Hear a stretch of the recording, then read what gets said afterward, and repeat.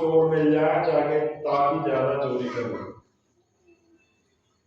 परंतु जब रहने और आसपास के वातावरण की बारी आएगी तो वो भी चाहेगा कि सज्जन रहे, क्योंकि जो चुराया धन वो लाएगा, यदि चोर बच जाएंगे तो उसका धन वो भी चुरा लेंगे। इसलिए ध्यान रखना कि जो सज्जन को पसंद करे वो सज्जन तो होता ही है, और जो बुरे लोगों को पसंद करे वो दुर्जन तो होता ही है।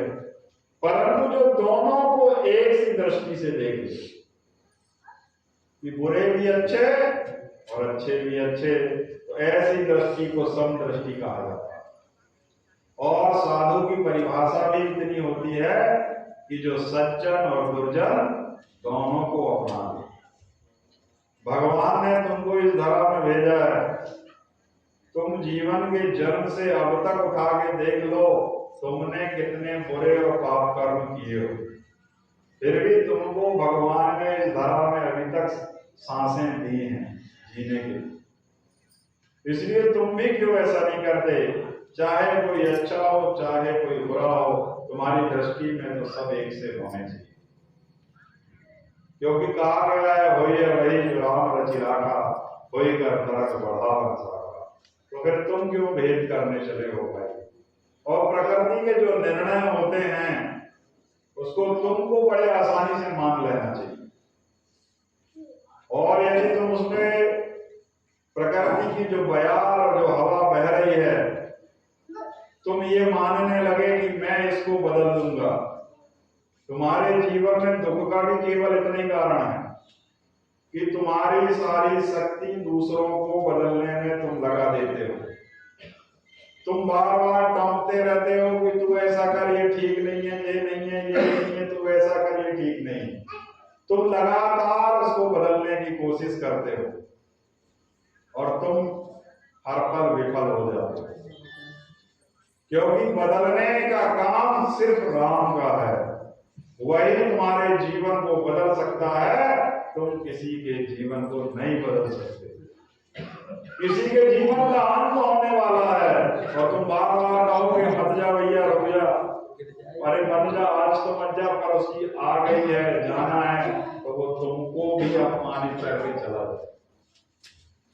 अंत गति जो होती है तुम्हारे कर्मों के आधार पर निश्चित की गई है। इसलिए ध्यान रखना कि जो जिस तरह से तुम अपने जीवन पथ में चलते हो, जो हवा की बयार जो बह रही है उसमें तुम जान लेना कि तुम पेड़ की तरह पेड़ों को जड़ों को जकड़ के खड़े मत रहना। यदि खड़े रहोगे तो तुम जड़ से उखड़ करके उस तूफान में बह जाओगे, परंतु तुम अपने हृदय को कोमल रख के यदि तिनके की तरह रहोगे, उस हवाओं के साथ उड़ जाओगे, तो तुम्हारे जीवन का अस्तित्व भी बचा रहेगा। क्योंकि तुम्हारे जीवन का अस्तित्व कुछ भी नहीं है, परंतु तुमने यदि राम जी का ध्यान और स्मरण सदैव किया है, तो बार बार कहा गया है जिनके हृदय में राम जी का वास होता है उनके लिए परिभाषा कही गई है, जिनके कपट दम्भ नहीं माया उनके हृदय बसत रघुराया। जिनके मन में कपट और दम्भ नहीं है, किसी को अपमान करने का विषय नहीं है, तब तक आपके जीवन में शुद्धता बरकरार रहेगी और भगवान का हृदय में वास होगा। तुमको किसी को सहयोग के लिए बुलाने की आवश्यकता नहीं पड़ेगी, अपने आप भगवान की कृपा होगी और तुम्हारे जीवन में भगवान का अवतरण हो जाएगा और वही आकर के तुमको सुरक्षा प्रदान करेगा। इसलिए बार बार ध्यान रखो, अपने पथ में जब भी आगे चलो तो राम का ध्यान और स्मरण सदैव करके चलना। आने वाली 5 तारीख शुक्रवार को अखंड रामायण का पाठ यहाँ शाम 5 बजे से शुरू होगा। आने वाला जो शुक्रवार है शाम 5 बजे से अखंड रामायण का पाठ शुरू होगा और शनिवार शाम यही आरती के समय लगभग अखंड रामायण का पाठ खत्म होगा। तो आपसे उपस्थिति की विशेष प्रार्थना है कि आप सभी जितना समय हो, शुक्रवार को यदि आधा घंटा 1 घंटा आकर के दर्शन करके चले जाना, शनिवार को आना तो 1-2 घंटे 3 घंटे के हिसाब से बैठना, क्योंकि अखंड रामायण चलेगी, 8:30 बजे आरती होगी, और भोजन करके मत आना, भोजन यही करना, क्योंकि ये भंडारा जो होता है ना, भगवान का स्मरण, भगवान का जाप और जो निर्माण भोजन का होता है, उस समय वो अमृत रूपी भोजन होता है।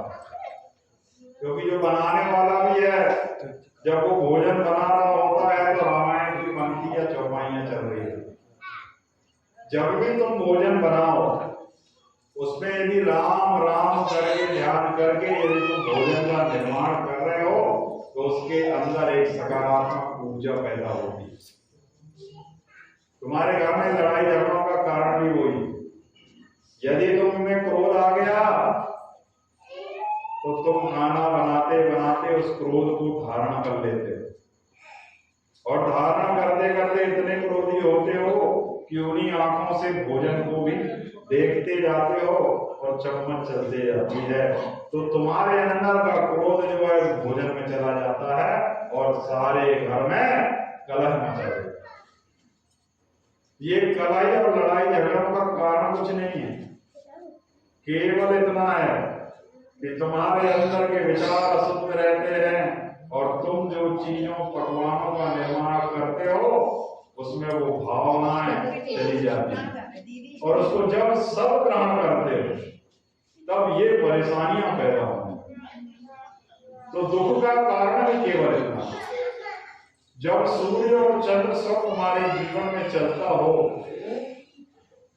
तो समझ लेना कि जब चंद्र स्वर ज्यादा चलने लगे या सूर्य स्वर ज्यादा चलने लगे तो तुम्हारे जीवन का अंत समय आने वाला।